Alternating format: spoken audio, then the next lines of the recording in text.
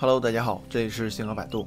铁子们有没有这种困扰？想提升自己，但业余时间少得可怜，而且快节奏的生活被切割的稀碎，根本利用不上。即便挤出仅有的一点时间，网上大多是一些快产快销的泛知识，没有深度，不成体系。与其把时间白白浪费在做无用功上，倒不如一时行乐一时爽，一直行乐一直爽，管它成长不成长。这也是今天咱们要聊的话题：如何有效利用碎片化时间，构建知识体系，切实的提升自己。这里有两个难点：一是碎片化时间如何充分利用，二是碎片化学习如何形成体系。咱们上学那会儿，用来学习的时间都是整块的，每节课40分钟到1个小时，碎片化时间都是用来上厕所、去走廊聊 NBA、看班花的。但是现在整块时间都用来搬砖养家了，一天24小时，8到10小时上班，有些公司可能更长，8个小时睡觉，剩余的时间通勤、吃饭、洗衣服、带孩子，根本找不到学习的时间。不过鲁迅先生不是说嘛，时间挤挤还是有的，只是很多碎片化时间被我们忽略了。很多人嘴上说很忙没时间，转过头就拿着手机刷短视频、打游戏，所以并不是真的没有时间，而是这部分时间被定性为休闲娱乐，就像是下课后的10分钟，如果被老师拖堂，想骂人的心都有。如果细算一下，每天还是有一些碎片化时间的。每天的通勤时间，我原来上班地铁来回2个小时，在一线城市可能更长。晚饭到睡前差不多也有2-3个小时。有孩子的话，这个时间会压缩一些。另外就是一些零散的时间，比如吃饭、跑步、上班摸鱼等等，或者我们可以直接看手机短视频、游戏的使用时间。这些软件之所以能成功，就是因为抓住了咱们的碎片化时间。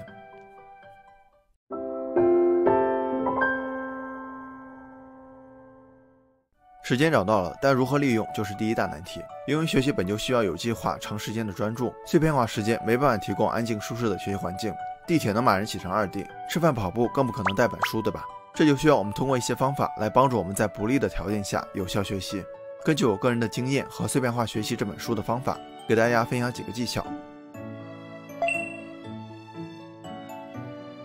除了看，我们还可以通过听来学习。作者提出了一个轻松耳朵学习法，就是利用我们的手机、耳机、录音笔之类的工具，对于地铁、跑步这些不方便看的情况下，就可以利用耳朵来学习，而且戴上耳机也能避免嘈杂的环境影响心情。有声资料的资源还是比较多的，但是不如看的效率高，所以需要咱们反复听，这样才能刺激大脑海马体出现 LTP 现象。LTP 是大脑神经元长期激活的状态，出现 LTP 有助于大脑把听到的内容从短期记忆存放到长期记忆。毕竟记忆是学习的第一步，如果是需要参加考试，比如托福、雅思、会计资格证之类的，可以事先把书上的内容录下来，这样记忆得更快，因为咱们的大脑对自己的声音印象更深刻。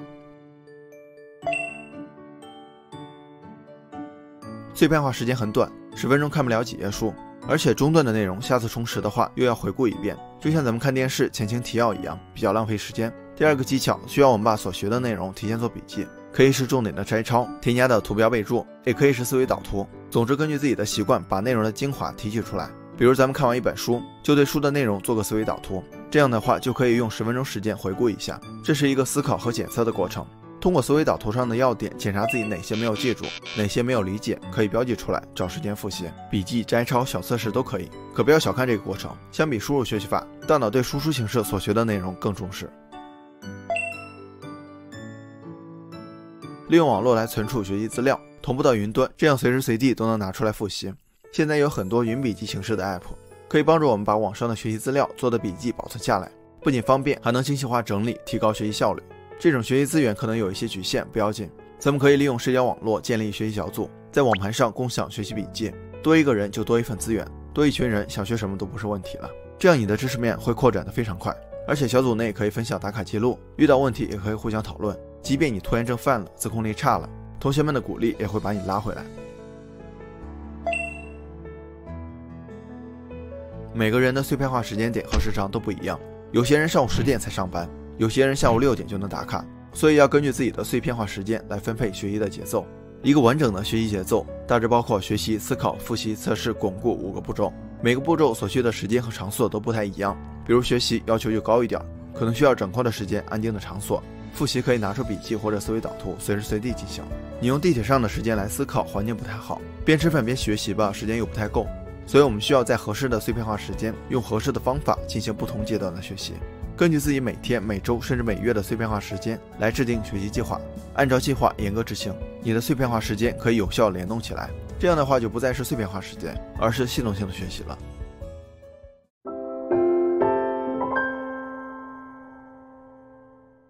时间问题解决了，就到了碎片化学习如何形成体系的问题。咱们有时候懒得用碎片化时间学习，是因为试了很长时间，好像没什么用，看得也不深，记得也不牢，用也用不到，对吧？其实我们还可以拿上学那会儿的方法，可以试试下面4个步骤。咱们上学的时候目的就一个，就是考大学，所以咱们知道得把能拿分的学科都学好，知道自己要把时间精力投入到擅长的学科上。但是现在碎片化学习，很多人就是随意浏览一些泛知识，比如我之前经常听5分钟拆解一本书之类的，时间一长发现什么都记不着，因为学的东西没有目的性，就是不知道要学什么，学了有什么用，而且信息都是零散的，跟大脑原有的知识体系没有关联，时间一长自然啥都不剩。碎片化学习最重要的前提就是要带着很强的目的性去学，这个目的可以是一个目标，也可以是一个具体问题。比如你要学英语，可以给自己定目标，1年积累3000个词汇，3年看英文原版书籍等等。有了目标，你就知道自己每天需要学多少个单词，看多长时间教材，这样一来，碎片化时间的重要性就不同了，你会想办法挤出时间来学习。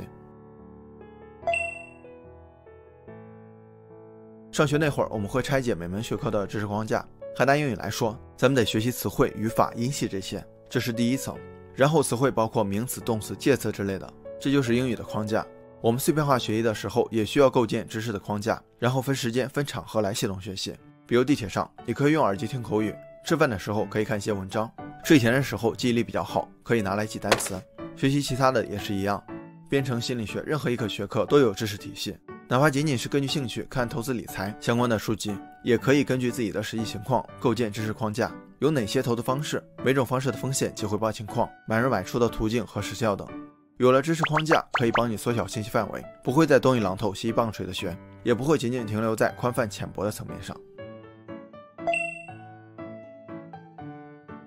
这一步更像是前2步的总结。有了目的和框架，我们就可以把碎片化时间学到的知识对号入座，放到整个框架对应的分支里，就像拼图一样，逐渐完善，积累成一套系统化的知识。积累过程中要注意一点，就是尽量多输出和应用，因为我们输入的过程依然是碎片化的，没有按顺序，主次不够明确，不是从第一块开始拼图的。所以系统化积累需要我们有个整理和反馈的过程，就是输出和应用。这2个方法就好比我们给知识框架画上红色加速的横线，哪些是重点内容，哪些学得不好。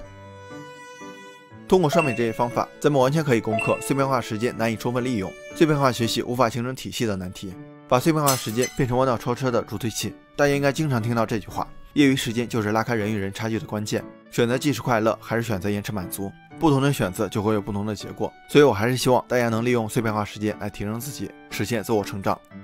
好了，本期视频就到这儿了，感谢您耐心观看。如果您喜欢星河的内容，还望订阅关注，分享给更多的朋友。一个人能走多远，要看他与谁同行。关注星河百度，咱们每周聊点有温度的成长内容。下期视频不见不散。